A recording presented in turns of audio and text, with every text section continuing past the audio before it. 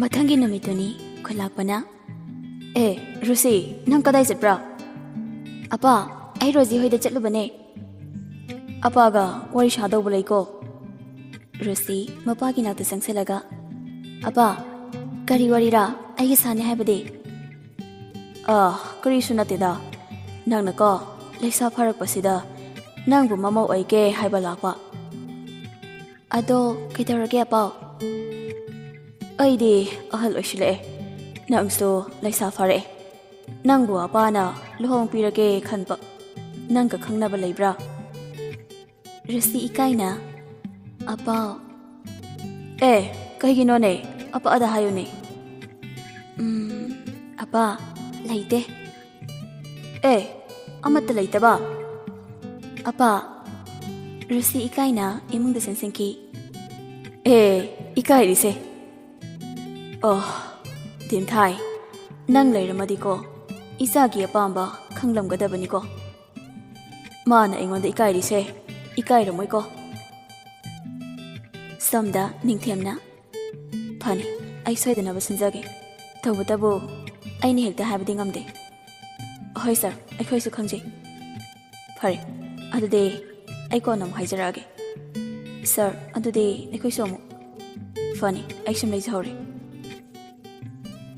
da Rusi nang lai ro apana si se dada da piu so haye kaino sibo apana ko yen thongba da ki piba lakba se se thamone wari saki singa tan Rusi ai wa ma hayana hayo ai nang banu shirusi mingonda nungsi haibabu adamna haibra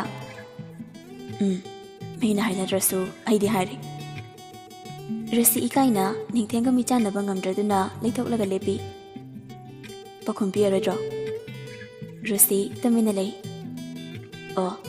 nangi se aibu ikaiba piriba haibuduro aina dabu ikaiba piba natiye aina pakhumpi dabadi nangdi maitai machane aina jingmi machane nakhoi gi ima ibana aibu mamau aiba karisu pampiroi Rusia nangadam na haino aigi ima su jingmi ningoni aina chahi tare hairakpa daida imada lekhidre aigi babada aina haini nangbu yumadugi mawainaba da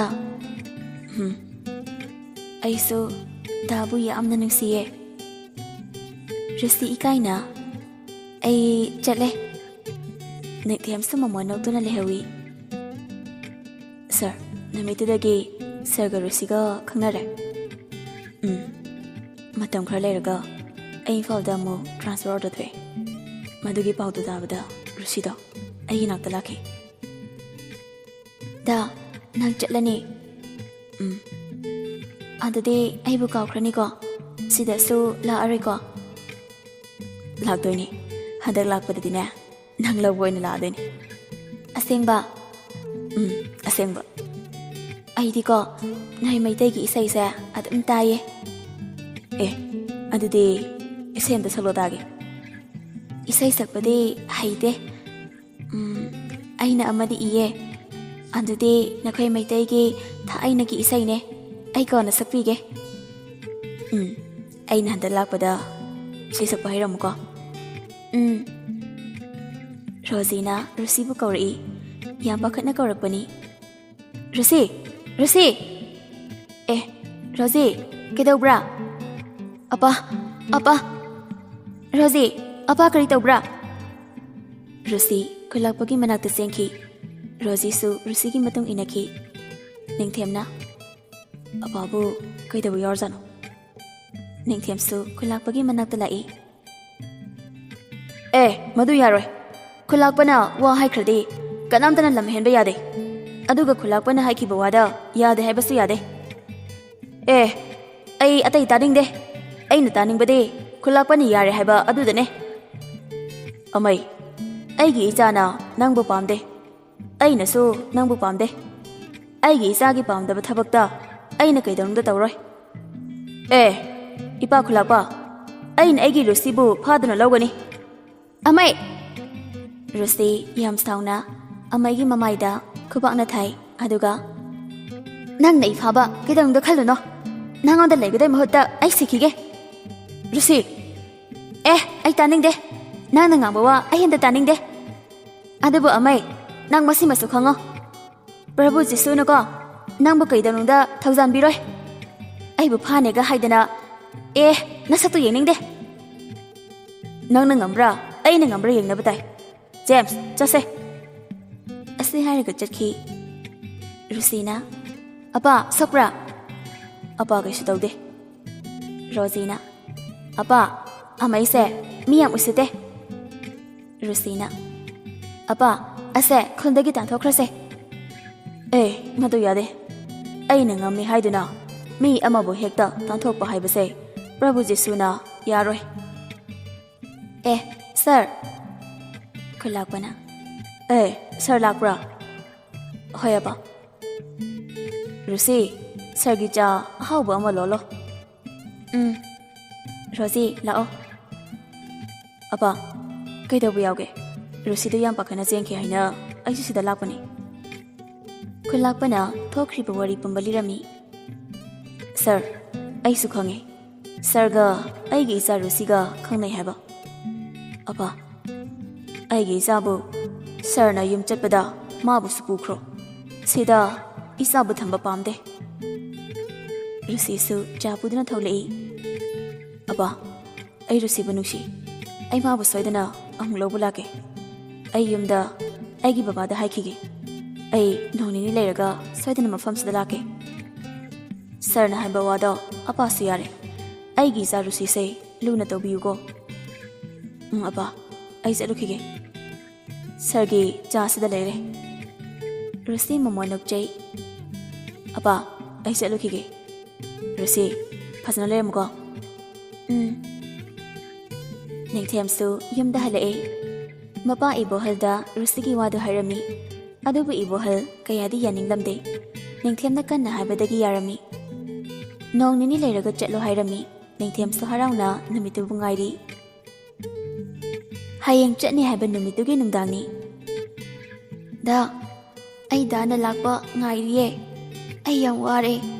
Da nang lao ai yang ware. Ningthem tumlambadagi puk hawalai. Rusi pung kaya targi yang lubada pung amatada ngairami.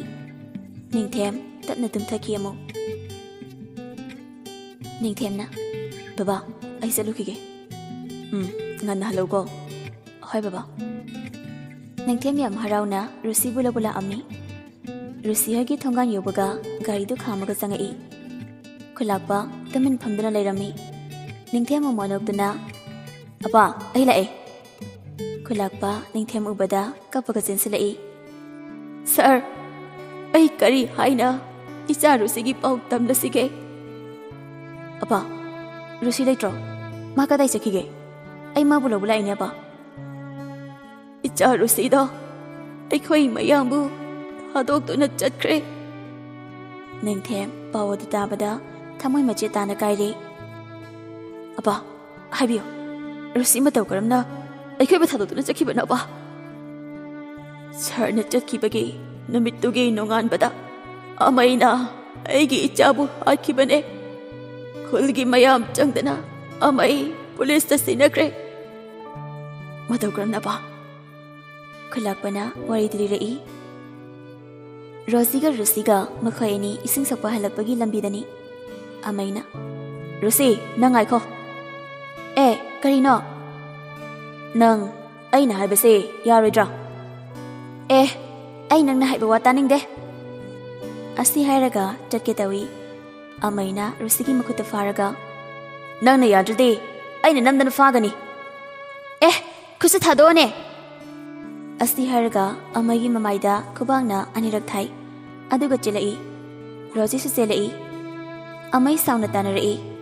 Makuta pairi batana Rusi tamna langai. Rusida dana lengi. Roji lauraga Rusibu kawi. Amai sukina pakatna yenglamaga chenki.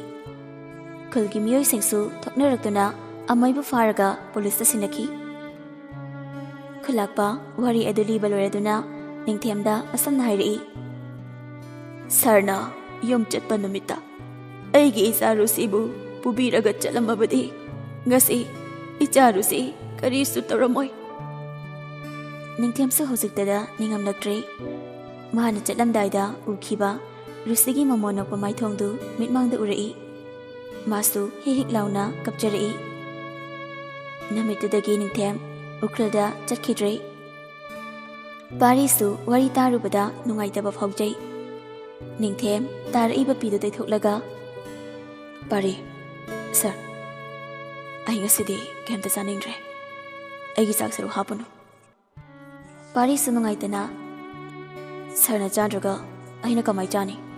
ꯑꯩꯁꯨ ꯆꯥꯔꯔꯣꯏ꯫ ꯄꯥꯔꯤ. ꯅꯨꯃꯤꯠꯇꯨ ꯑꯁꯨꯝꯅ ꯍꯧꯈꯤ꯫ ꯃꯊꯪꯒꯤ ꯅꯨꯃꯤꯠꯇꯨꯅꯤ꯫ ꯑꯣ ꯏꯃꯥ! ꯏꯃꯥꯎ! ꯀꯩꯗꯧꯔꯦ ꯑꯃꯨꯛ? ꯊꯥꯖꯅ, ꯑꯩ ꯉꯁꯤ ꯀꯣꯂꯦꯖ ꯀꯝꯇ ꯆꯠꯂꯣꯏ꯫ ꯑꯗꯨꯕꯨ ꯀꯩꯗꯧꯔꯒꯦ ꯍꯥꯏꯕ? ꯑꯩꯅ ꯒꯥꯔꯤ ꯑꯝꯇ ꯂꯩꯕꯤꯌꯨ ꯍꯥꯏꯔꯒ ꯄꯥꯝꯅ ꯂꯩꯌꯨ ꯌꯥꯗꯦ, ꯆꯠꯂꯣꯏꯕ ꯑꯝꯇ꯫ ꯅꯪꯒꯤ ꯒꯥꯔꯤ ꯂꯩꯔꯤꯁꯦ ꯑꯁꯤ ꯀꯩꯗꯧꯔꯦ ꯍꯥꯏꯅꯣ ꯍꯥ? ꯑꯁꯤꯗꯤꯅꯦ ꯅꯪ ꯍꯦꯛ ꯊꯧ, ꯑꯩ ꯉꯝꯃꯣꯏ꯫ ꯑꯩꯒꯤꯅꯦ ꯒꯥꯔꯤ ꯂꯩꯇ꯭ꯔꯤꯈꯩꯅꯦ ꯀꯣꯂꯦꯖ ꯀꯝꯇ ꯆꯠꯂꯣꯏ ꯍꯥꯏꯁꯤꯅꯤ꯫ ꯑꯁꯤ ꯍꯥꯏꯔꯝꯃꯒ ꯆꯠꯈꯤ꯫ ꯀꯃꯥꯏ ꯉꯥꯡꯅꯗꯣꯏꯅꯣ ꯁꯤꯕꯣ? ꯅꯨꯄꯥ ꯃꯆꯥ ꯑꯃꯗꯒꯤ ꯈꯔ ꯈꯤꯛ ꯍꯦꯜꯂꯦ ꯍꯥꯏ ꯋꯥꯅꯤ, ꯉꯥꯡꯅꯕ ꯑꯁꯨꯛ ꯋꯥꯕꯁꯤꯕꯣ? ꯀꯨꯃꯥꯔꯅ, ꯀꯩ ꯍꯥꯏꯔꯝꯃꯤꯅꯣ ꯅꯆꯥꯅꯨꯄꯤꯅ? ꯑꯣꯍꯣ, ꯒꯥꯔꯤ ꯂꯩꯌꯨ ꯌꯥꯗꯦ ꯍꯥꯏꯔꯝꯃꯤꯕ? ꯑꯩꯅ ꯂꯩꯔꯣꯏꯅ ꯂꯩꯗ꯭ꯔꯤꯅꯤ꯫ ꯍꯩ ꯃꯃꯥ, ꯅꯆꯥꯅꯨꯄꯤꯁꯦ ꯂꯝ ꯌꯥꯝ ꯍꯦꯜꯂꯤ꯫ ꯑꯗꯨꯕꯨ ꯑꯩꯕꯨ ꯀꯔꯤ ꯇꯧ ꯍꯥꯏꯕꯅꯣ? ꯅꯪ ꯃꯃꯥꯅꯤ, ꯈꯔ ꯉꯥꯡꯁꯛꯇꯅ ꯇꯧ ꯍꯥꯏꯕꯅꯤ꯫ ꯃꯥꯏꯕꯥꯗꯤ ꯉꯥꯡꯕ ꯌꯥꯗꯕ꯭ꯔꯣ? ꯍꯩꯃꯥ, ꯑꯩ ꯌꯥꯝ ꯁꯥꯎꯅꯤꯡꯉꯤꯗ꯫ ꯃꯥꯒꯤ ꯒꯥꯔꯤ ꯂꯩꯔꯤꯁꯤ ꯑꯁꯤ ꯀꯩꯗꯧꯔꯦ ꯍꯥꯏꯅꯣ? ꯃꯥꯅ ꯒꯥꯔꯤ ꯂꯩꯌꯨ ꯂꯩꯌꯨ ꯍꯥꯏꯁꯤꯕꯣ? ꯑꯣ, ꯒꯥꯔꯤꯗꯣ ꯄꯥꯝꯗ꯭ꯔꯦꯌꯦ꯫ ꯏꯍꯦ, ꯉꯥꯏꯈꯣ, ꯑꯩ ꯉꯁꯤ ꯂꯨꯍꯣꯡꯕ ꯑꯃ ꯆꯠꯇꯧ ꯂꯩ, ꯑꯩ ꯆꯠꯂꯨꯈꯤꯒꯦ꯫ ꯍꯥꯏꯃꯨꯁꯨ, ꯇꯥꯕ꯭ꯔꯣ? ꯏꯃꯥꯁꯤ ꯀꯩ ꯍꯥꯏꯒꯦ? ꯅꯆꯟꯅꯨꯄꯤꯗꯣ ꯁꯥꯎꯔꯒ ꯆꯠꯈꯤꯕꯅꯤ, ꯍꯣꯔꯦꯟ ꯑꯃꯨꯛ ꯍꯜꯂꯛꯑꯒꯅꯦ ꯏꯁꯧ ꯂꯥꯡꯉꯅꯤ, ꯂꯩ ꯏꯁꯤꯡ ꯆꯥꯏꯕꯤꯗꯦꯅ, ꯅꯍꯥꯟꯃꯨꯛꯇ ꯆꯥꯏꯔꯁꯨ ꯆꯠꯂꯣ꯫ ꯍꯣꯏ ꯏꯃꯥꯁꯤ꯫ ꯁꯣꯝꯗ ꯊꯥꯅꯤꯜꯅ, ꯑꯁ, ꯏꯗꯤ ꯏꯀꯥꯏꯍꯦ, ꯀꯃꯥꯏꯅ ꯍꯥꯏꯗꯣꯏꯅꯣ? ꯖꯣꯅ, ꯏꯀꯥꯏꯔꯗꯤ ꯇꯣꯛꯆ ꯇꯥꯕ꯫ ꯍꯦꯔꯥ, ꯅꯨꯄꯥ ꯃꯆꯥꯅꯤ, ꯍꯥꯏꯗꯗꯤ ꯍꯥꯏꯒꯦꯗ꯫ ꯗꯌꯥꯅ, ꯅꯨꯄꯥ ꯃꯆꯥꯅꯤ, ꯍꯥꯏꯔꯣꯍꯦ, ꯑꯩꯈꯣꯏꯗꯤ ꯀꯨꯝꯍꯩ ꯌꯦꯡꯒꯦ꯫ ꯌꯦꯡꯉꯨ ꯌꯦꯡꯉꯨ꯫ ꯖꯣꯅ, ꯗꯌꯥ, ꯏꯕꯥꯅꯤ ꯈꯔ ꯆꯠꯊꯣꯛꯑꯒ ꯂꯩꯁꯦ, ꯏ ꯆꯣꯡꯅꯦꯕ, ꯃꯤꯍꯨꯜ ꯃꯥꯟꯅꯕ ꯀꯣꯛ ꯆꯥꯛꯄ ꯑꯅꯤꯅꯦꯕ ꯅꯨꯡꯁꯤ ꯍꯥꯏꯅꯗꯣꯏꯁꯦ꯫ ꯆꯠꯊꯣꯛ ꯌꯥꯗ꯫ ꯑꯦ, ꯑꯁꯤꯒꯤ ꯁꯛꯊꯤꯕꯤꯁꯦ ꯑꯁꯤ ꯑꯃꯨꯛ ꯂꯥꯛꯑꯦꯅꯦ꯫ ꯗꯌꯥꯅ, ꯃꯤ ꯁꯛ ꯊꯤꯗꯕꯁꯦ ꯃꯥꯅ ꯅꯝꯗꯅ ꯁꯛ ꯊꯤꯍꯜꯂꯦ ꯇꯧꯔꯤꯁꯦ, ꯊꯤꯕꯅ ꯃꯥꯅ ꯊꯤꯔꯒ꯫ ꯂꯥꯏꯖꯅ, ꯑꯦ, ꯅꯣꯏꯗꯤ ꯀꯥꯏ ꯆꯠꯂꯨꯏꯅꯣ? ꯊꯥꯅꯤꯜ ꯇꯨꯡ ꯑꯣꯟꯊꯣꯛꯂꯒ ꯂꯩ꯫ ꯖꯣꯅ, ꯊꯥꯅꯤꯜ ꯍꯣꯏꯗ ꯂꯥꯛꯄꯅꯦ꯫ ꯑꯣ꯫ ꯗꯌꯥꯅ, ꯅꯪꯗꯤ ꯀꯥꯏ ꯆꯠꯂꯨꯏꯅꯣ? ꯇꯨ, ꯊꯥꯖ ꯂꯥꯛꯑꯦ, ꯃꯥꯒ ꯂꯩꯁꯤ ꯍꯣꯏꯗ ꯆꯠꯂꯨꯕꯅꯤ꯫ ꯑꯣꯍꯣ, ꯂꯩꯁꯤꯗꯣ ꯆꯦꯜꯂꯦ ꯍꯥꯏꯅꯦ? ꯊꯥꯅꯤꯜ ꯊꯥꯖꯗ ꯑꯣꯟꯁꯤꯜꯂꯒ, ꯊꯥꯖ, ꯑꯩ ꯋꯥ ꯑꯝꯇ ꯍꯥꯏꯒꯦ꯫ ꯀꯩꯅꯣ? ꯑꯩ ꯅꯪꯕꯨ ꯅꯨꯡꯁꯤ꯫ ꯆꯠꯂꯣ ꯍꯥꯏꯗ꯫ ꯑꯦ. ꯊꯥꯖ ꯈꯔꯒ ꯌꯨꯝꯗꯒꯤ ꯁꯥꯎꯅꯤꯡꯂꯒ ꯂꯥꯛꯄꯅꯦ꯫ ꯊꯥꯅꯤꯜꯒꯤ ꯋꯥꯍꯩꯗꯨꯒ ꯈꯪꯁꯥꯎ ꯁꯥꯎꯅꯤꯡꯅ ꯊꯥꯅꯤꯜꯗ, ꯏꯕꯣ, ꯅꯁꯛꯇꯨꯒꯕ, ꯌꯥꯝ ꯀꯔꯟ ꯇꯨꯔꯟ ꯉꯥꯡꯂꯛꯀꯅꯨ, ꯈꯔꯒ ꯁꯥꯎꯅꯤꯡ ꯂꯩꯕꯅꯦ, ꯅꯪꯉꯣꯟꯗ ꯑꯣꯏꯅꯅꯦ ꯂꯣꯏꯅ ꯇꯥꯏꯅꯔꯛꯀꯅꯤ꯫ ꯑꯦ, ꯅꯨꯡꯁꯤ ꯍꯥꯏꯕꯤꯕꯩ ꯋꯥꯅꯤ, ꯅꯪꯅ ꯁꯥꯎꯕꯕꯨ ꯑꯩꯅ ꯈꯪꯕ꯭ꯔꯣ? ꯃꯁꯤ ꯅꯪ ꯅꯁꯝꯗ ꯐꯣꯏꯖꯅꯤ ꯅꯪ꯫ ꯉꯝꯁꯨ ꯉꯝꯃꯣꯏꯗꯕꯗ꯫ ꯊꯥꯖ ꯍꯦꯟꯅ ꯁꯥꯎꯅꯤꯡꯕ ꯑꯃ ꯌꯥꯎꯔꯤ꯫ ꯂꯥꯏꯖꯅ, ꯊꯥꯖ, ꯌꯥꯔꯦ ꯂꯥꯛꯑꯣ꯫ ꯊꯥꯖ ꯁꯥꯎꯅ, ꯅꯪ ꯀꯣ꯫ ꯂꯥꯏꯖꯅ ꯊꯥꯖꯕꯨ ꯊꯦꯝꯂꯒ ꯆꯠꯃꯤꯟꯅꯈꯤ꯫ ꯗꯌꯥꯅ, ꯇꯣ, ꯀꯣꯛ ꯆꯥꯛꯄ ꯃꯥꯟꯅꯩ ꯍꯥꯏꯗ꯭ꯔꯥ ꯑꯩꯅ? ꯖꯣꯅ, ꯑꯩꯈꯣꯏꯅ ꯊꯥꯖꯁꯤꯅ ꯑꯁꯨꯛ ꯌꯥꯝ ꯁꯥꯎꯔꯤꯁꯤꯕꯣ? ꯊꯥꯅꯤꯜꯅ, ꯅꯨꯡꯁꯤ ꯍꯥꯏꯕꯤꯔꯒ ꯑꯩꯉꯣꯟꯗꯒ ꯁꯥꯎꯖꯤꯟꯕꯤꯔꯛꯏ, ꯁꯨꯛꯅꯤꯡꯉꯥꯏ ꯅꯨꯡꯁꯤꯕꯤꯔꯣꯏꯅ꯫ ꯖꯣꯅ, ꯑꯩꯅ ꯍꯥꯏꯗ꯭ꯔꯥ, ꯅꯨꯡꯁꯤꯒꯦꯁꯨ ꯂꯥꯏꯁꯤꯗ ꯑꯣꯏꯅ ꯅꯨꯡꯁꯤꯌꯣꯕ꯫ ꯍꯩ, ꯆꯠꯊꯣꯛ ꯌꯥꯗ꯫ ꯁꯛꯁꯤꯗ ꯑꯩꯅ ꯀꯃꯥꯏꯅ ꯅꯨꯡꯁꯤꯗꯣꯏꯅꯣ? ꯌꯥꯝ ꯍꯩꯅꯗꯦ꯫ ꯅꯠꯇꯦ, ꯅꯪꯅ ꯌꯥꯝ ꯁꯥꯎꯔꯤꯗꯨꯕꯨ ꯀꯩꯒꯤꯅꯣ? mi laija nangwanda kaisu haiba nate ha aidi laija se nungsi Thanil wakal ngai khali laija thaja laija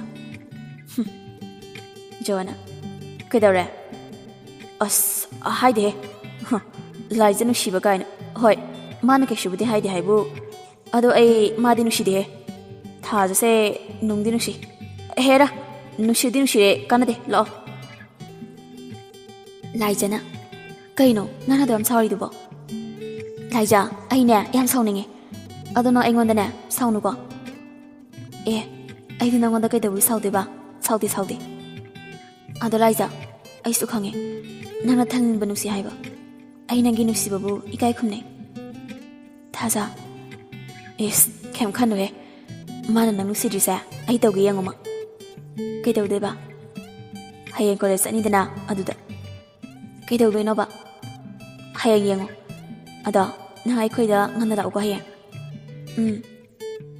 ayunda chatlage kauni hayeng ngana lakadamni ko lake thaja sakhibaga Laija thajgi mamangda nokjabai wani magi thamoidadi kaplibani aibu nang nanu sibidrasu kaisu kaide adubu nang naibu hainadaba aibu ubaga nana pangsauda saubasa ai yam ikai adubu Thanil ai nangbu nungsi Thaja mayum yobaga magi kada changlei nongai ni na Laija da nanga tawba da maina ne aisu tawgi yengobana nang nongai bra yengobana mustukna Thaja imasna la ohai lai hoi ai pa helake Ibema nang bulak tribo lai kaino se nang akani phone pai oi kaka haidi kaka ibu haldo se phone se pairo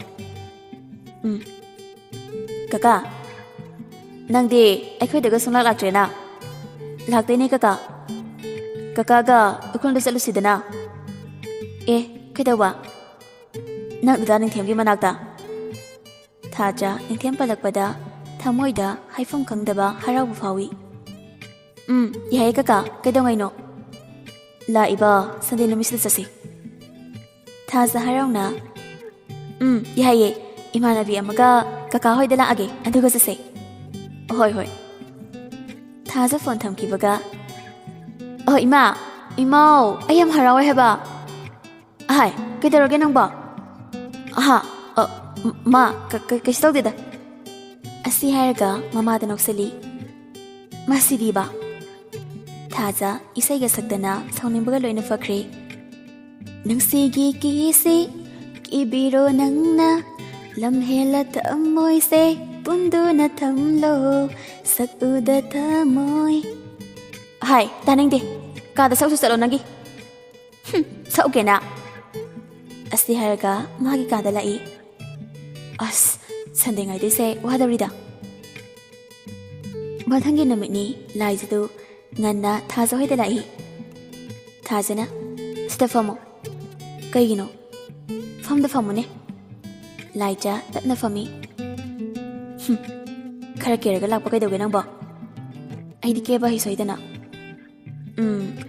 keba hi daba nupi amana ngasidi ke tharagaina hainari ai hainani se kebi geba talleme tannome Laija Thajana namdana khara kebi ngahan khaide kedana samna fazabani ngaside adugi matik fazai Thajana Laijabu jamna kebi samsu bindi lolaga lakpo adu lokthok girly tawbi